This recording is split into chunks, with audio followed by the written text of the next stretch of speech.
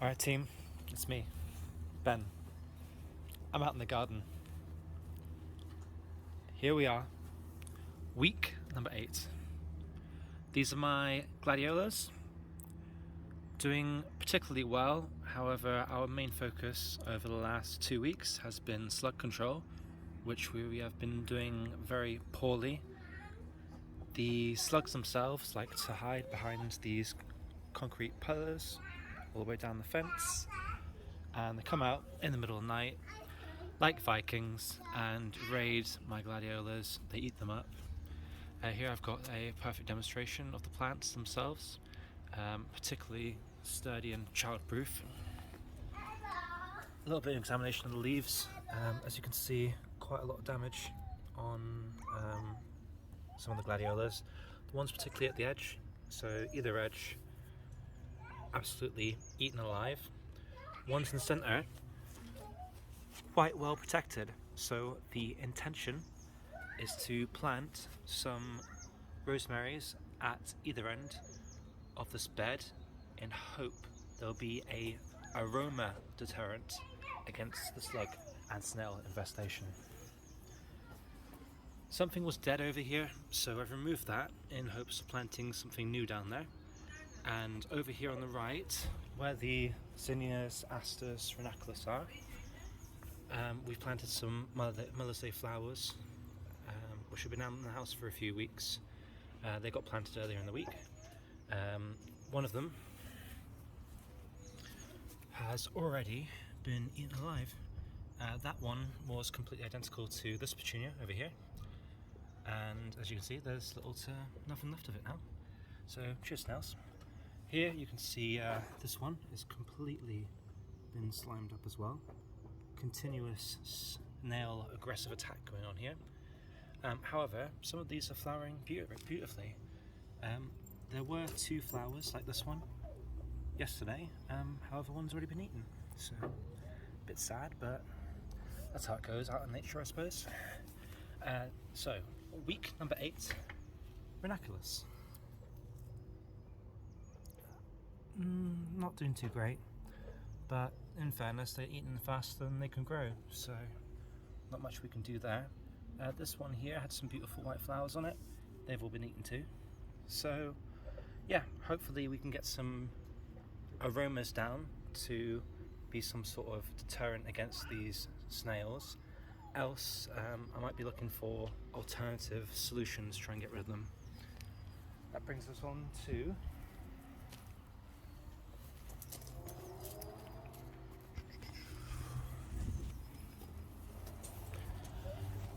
week number 8, sweet peppers. Some of these are doing really well. As you can see, there's 2 pairs of leaves on this one.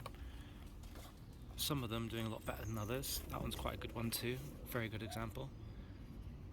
So the intention for the sweet peppers and the bell peppers is to pick the champions today, and the rest are going to be killed. Here we have more of those things that I don't know about. They're coming through. Can't remember what they are anymore. Hopefully they turn into flowers, but I guess we'll have to wait and see. Over here we've got the alpine strawberries, week number 8. They're extremely tiny. I don't know if they've stopped growing or if they'll continue growing bigger. Who knows? It looks like all the ones in the centre here have died, so that's a bit sad. Perhaps not enough sunlight, maybe too much moisture, who knows with these things sometimes. But yeah, week number 8, alpine strawberries are gone. Peppers doing really well. They're going to stay inside the house until it's a bit warmer outside. Coming along the centre, we narrowed down some tomato survivors. We've got this half eaten, half chewed, half blighted, whatever it is. And we've got one more over there and one more there. So out of the, let's say, 100 of tomatoes we have, we're now down to 3, and they're not looking too good, to be honest. We put some of the sweet peppers by themselves here as well. They're from the exact same batch over here. For some reason they seem to be growing and performing much better inside the black plastic pots as opposed to these biodegradable, bio-friendly, sustainable, artisan, whatever you want to call them, little pots. So that's a bit of a loss. Okay, so that brings us back to the newly plants. So we'll start over here first. Lilies, week number 4. Lilies are doing absolutely fantastic, growing absolutely huge. I've also recognised that I own a cat, and lilies are incredibly poisonous and deadly to cats. So these are going to be rehomed outside our property as soon as possible, hopefully this afternoon or the week before. I say again, this afternoon or this weekend. Here, week number 4, marigolds. Some performing better than others. In the centre, mass death. At the end, slowly dying off. And we've got one doing quite well. So, might be overwatered, I'm not sure. I only did a little bit of watering this week. But it seems to be enough damage. Centre here, we have winter squash. Going all over the place. This weekend we're going to set them out and we're going to put them into the garden. Here we have watermelons. They're doing very, very well as well. And here we've got a different species of watermelon, and they're performing really, really well. They really love the heat and they're quite slow growers, so they're going to stay inside a little bit longer. And then at the end here, week number 4, we've got butternut squash. They're doing very, very well. Kind of remind me of the courgettes, to be honest, before they all died. So that's nice. In the flowering world, we've got our gladiolas, week number 4. So over here, for a quick representative example, that is week number 8. And here we have week number 4. So I am going to plant these out. I'm going to maybe put them in a different place this time. Hopefully they won't get eaten too much by the snails. Well, I guess we'll just have to find out. No shows. This one didn't come through. I might give that another, so it's 4 weeks now, no show whatsoever, so I might have a little play with that one. Over in the protein world, wow, look at that.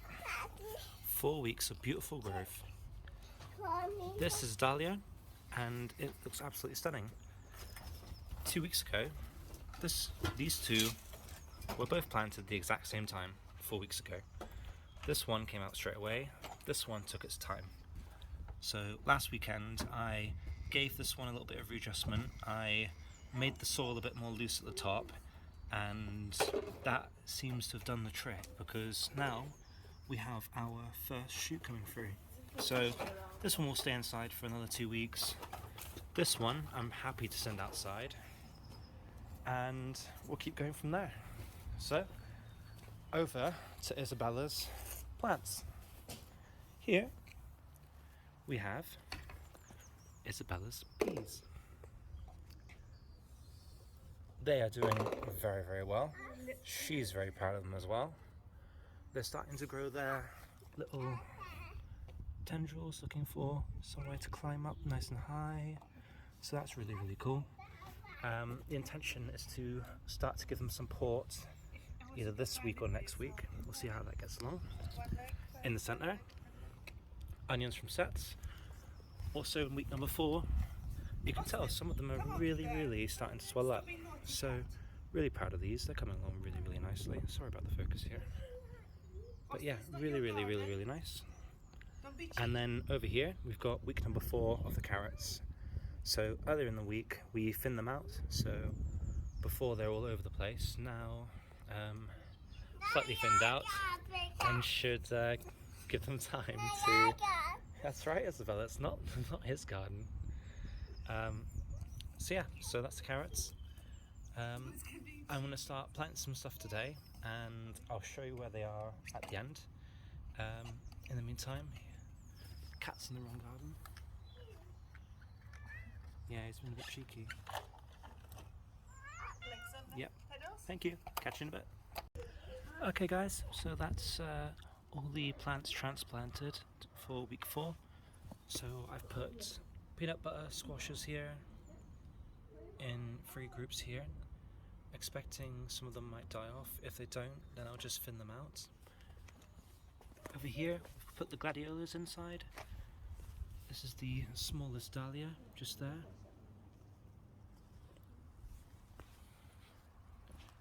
And here's the bigger one over here.